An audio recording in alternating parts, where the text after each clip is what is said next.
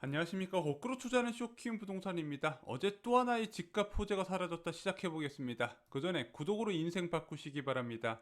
자, 여러분들 모두 저금리 정책에 문제가 있다는 건 다 알고 계실 겁니다. 이런 저금리 정책은 자산시장 과열을 만들고요, 레버리지 투자를 만연하게 하면서 부채를 증가시키게 됩니다. 불평등도 확대시키고요, 정부 부채의 주요한 원인이 되기도 합니다. 현재와 같은 0.5% 기준금리를 유지하려면 명분이 필요합니다. 그래서 한국은행에서는 두 가지를 언급을 해요. 경제가 너무 안 좋아서 저금리로 뒷받침할 필요가 있거나, 또는 물가가 낮아서 자원 배분에 왜곡이 발생할 우려가 있거나, 그래서 이 두 가지 명분을 보통 어떤 지표로 본다? GDP 성장률 연간 3% 전후를 기준으로 해서 그거보다 한참 미달하면 경제가 안 좋네, 또는 소비자 물가 상승률 전년 동기 대비 2%를 잡아놓고 그거보다 한참 미달하면 물가가 너무 낮아서 유동성을 풀어야겠다, 이렇게 받아들인다는 거죠. 그런데 이 GDP 성장률이나 소비자 물가 상승률 모두 다 달성을 동시에 해야 된다는 겁니다. 둘 중 하나라도 기준에서 크게 미달하면 그것이 저금리 장기화의 명분이 된다는 겁니다. 자, 이 지표가 실제적으로 달성이 되면 어떻게 되나요? 자, 2021년 4월 말에 1분기 성장률이 발표가 됐습니다. 코로나19 이전 수준을 회복했네요. 자, 또한 소비자 물가 지수가 5월 4일 날 4월 CPI 지수가 발표됐었는데 무려 2.3%로 한국은행의 물가 안정 목표대보다 높게 치솟게 됩니다. 자, 그럼 바로 금리 인상하나요? 그렇지는 않죠. 한국은행은 이 지표의 지속성을 판단합니다. 이게 과연 일시적으로 튀어 올라간 거냐, 구조적으로 앞으로 경제가 좋아서 성장률이나 물가 상승률이 잘 나올 것이냐, 그래서 아무리 못해도 최소 1분기 이상은 유지되는 모습을 보여야 됩니다. 자, 5월에 발표된 지표들이 인상 요건을 충족을 했잖아요. 그래서 한 3개월 정도 지켜보고 나서 8월 금통위부터 통화정책 조정이다, 이런 이야기를 한 겁니다. 자, 어제 금리 결정의 가장 중요한 축인 2분기 GDP 성장률이 발표가 됐습니다. 자, 전기 대비해서 0.7% 상승한 것으로 나타났어요. 시장 전망치에 얼추 부합하는 수준이 나왔습니다. 자, 그런데 한국은행에서는 이 수준만 유지된다 하더라도 연 4% GDP 성장률 달성 문제 없을 거다, 이렇게 언급을 했습니다. 특히 민간 소비가 12년 만에 최고치를 기록하면서 성장률에 크게 기여를 했거든요.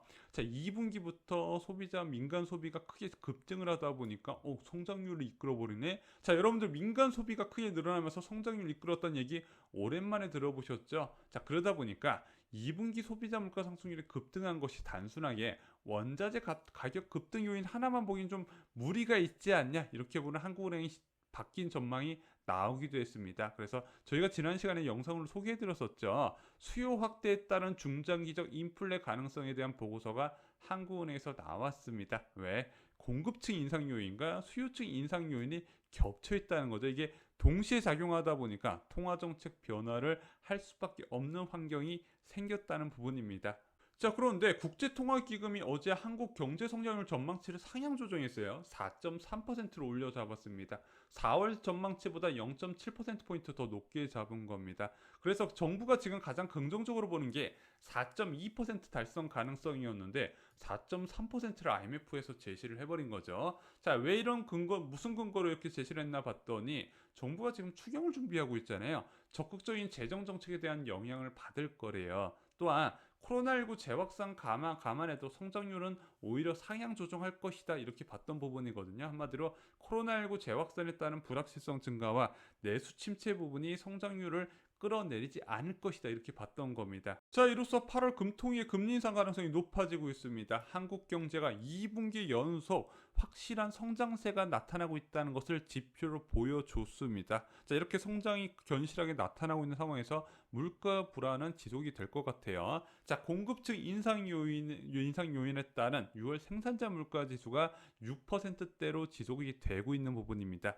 3분기 때 물가가 안정되려면요, 6월 생산자 물가 지수부터 좀 안정이 됐었어야 되는데 지금 그런 모습은 보이고 있지 않다는 부분이죠. 그래서 이런 물가 불안이 지속되는 모습을 계속해서 나타나게 될 겁니다. 그런 와중에 수도권 아파트 가격이 9년 만에 최고치를 기록을 했습니다. 지난주 한국부동산원 주간가격 동향에서 나왔던 자료인데요. 자, 금융 불균형 위험이 여전히 존재한다는 것을 보여줬다는 거죠. 그래서 8월 금통위에서 자, 금리 변화 정책을 결정할 수밖에 없는 환경이 나오고 있다는 겁니다. 자, 그런데 저희가 지난번에도 말씀드렸죠. 8월 금리 인상한다고 부동산 시장에 큰 변화를 기대하기는 어렵습니다. 왜? 0.5%나 0.75%란 여전히 낮은 기준금리고 예금금리고 대출금리와 연결이 된다는 부분이죠. 그래서 저희가 계속 강조드렸던 게 2차, 3차 인상 시기에 더 많은 관심을 가지셔야 된다. 얼마나 짧은 기간에 자주 금리를 올릴 것이고 이렇게 금리를 올렸을 때 앞으로 전망을 어떻게 볼 것인가에 한국은행 스탠스도 굉장히 중요하다는 부분이죠. 자, 부동산 폭락이 올 정도로 금리가 크게 오르려면 어떻게 해야 될까요? 제가 계속 말씀드리죠. 자, 경제가 장기간 좋아야 된다고 말씀드렸습니다. 수출이 증가하면서 투자가 증가하게 되고 고용 증가와 임금 상승으로 이어져야 됩니다. 그에 따라서 소비 여력이 확대되면서 물가 상승 압력이 가중된다는 거죠.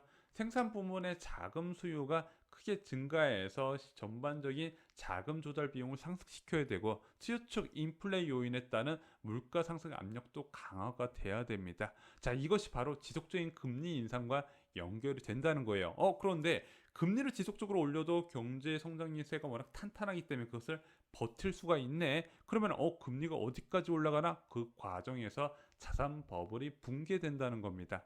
자, 하지만 주의하셔야 될 것이 있습니다. 한국 경제 호조는요, 한국 자체적으로 만들기 어려운 구조입니다. 자, 지금 한국 수출 상황 왜 이렇게 좋죠? 세계 경제 성장률이 뚜렷한 회복세를 보이고 있기 때문에 그렇습니다. 특히 유로존 지역하고요, 미국 경제가 너무 좋습니다. 그에 따른 수혜를 받고 있다 이렇게 보시면 될 것 같습니다. 세계 경제와 밀접한 연관이 있는 중간재 중심 수출 주도 산업 구조를 가진 대한민국에서는 아무래도 대한민국 자체적인 영향보다는 전 세계 경제에 밀접하게 영향을 가질 수밖에 없는 구조인데 장기간 전 세계적으로 불확실성이 없어야 이 지속적인 성장이 가능하다는 겁니다. 그래서 앞서 부동산 가격을 폭락을 만들기 위해서는 장기적으로 경제가 좋아야 되고 이 경제가 좋기 위해서는 불확실성이 없는 상황에서 꾸준하게 우상향하는 그림이 장기적으로 최소 2년 이상 나와야 된다는 거죠. 야, 그러면 이런 불확실성이 늘리는 요소는 무엇이 있냐? 대표적인 것이 바로 미중 무역 전쟁입니다. 자, 2018년 하반기부터 시작된 미중 무역 전쟁 충격이 어마어마했죠. 먼저 금융시장 발작부터 시작이 됐습니다. 자, 그런데 이게 단순하게 주가 떨어지고 환율 좀 오르고 끝났을까요? 그렇지가 않습니다. 기업 입장에서는 굉장히 예민한 문제예요. 자, 미중 무역 전쟁이 어디까지 확산될 줄 알고 세계 경제가 어디까지 침체될 줄 알고 수천억 원의 규모부터 수십조 규모의 투자를 진행할 수 있겠습니까? 불확실성에 따른 투자 감소가 나타나게 되는 것이고 결국엔 그것이 소비와 고용 지표의 하락 반전을 이끌게 됩니다. 그래서 이런 블랙스완은요, 결국에는 저금리 정책의 귀환을 부르게 될 것이고 이런 블랙스완 두 차례가 만든 것이 현재 아파트 가격이더라. 미중 무역 전쟁과 2020년 코로나19에 따른 초저금리가 아파트 가격을 만들었다. 자, 이런 금리적인 측면을 무시하고 않고 공급적인 부분에서 이야기를 하거나 규제적인 측면에서 해답을 찾으려는 부분은 전 나중에 금리 인상 시기에 그분들이 어떻게 말씀하실지 굉장히 개인적으로 궁금합니다. 자, 어찌됐든 한국 경제는 좋아지고 있습니다. 이 경제가 좋아지는 건 아이러니하게도 부동산 시장이 악재로 작용할 것입니다. 자, 가장 좋은 시나리오는요, 이준환은행 총재 임기 중에 내년 1분기에 막 끝이 나는데요. 임기 중에 1.25% 수준의 기준금리를 복귀하는 겁니다. 물론 1.25% 기준금리 시장에 어느 정도 영향은 있겠지만 큰 폭의 하락으로 이끌기는 어려워요. 그건 직접적으로 하락을 이끌기 위해서는 자, 최소 1.75% 이상의 금리 상승이 필요합니다. 근데 이걸 달성할 수 있는 방법은 간단해요.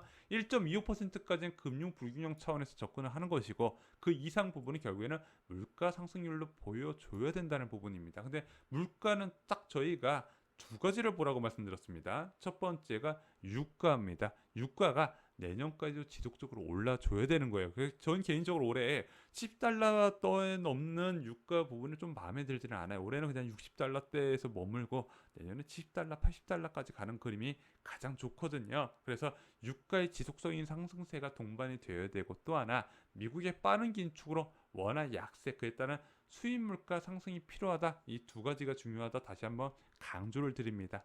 자, 지금 연속된 금리 인상이 굉장히 간절한 상황입니다. 부동산 시장에서 지금 미묘하게 매도자 우위 시장이 계속 펼쳐지고 있지 않습니까? 그것이 결국에는 장기적으로 저금리를 믿는 매수자가 있기 때문에 가능했던 부분이다. 결국에는 연속된 금리 인상이 빨리 나오면서 부동산 시장이 한쪽 방향 우상향 흐름이 좀 멈춰주길 기대하고 있습니다. 좋아요, 구독, 공유 꼭 부탁드립니다. 감사합니다.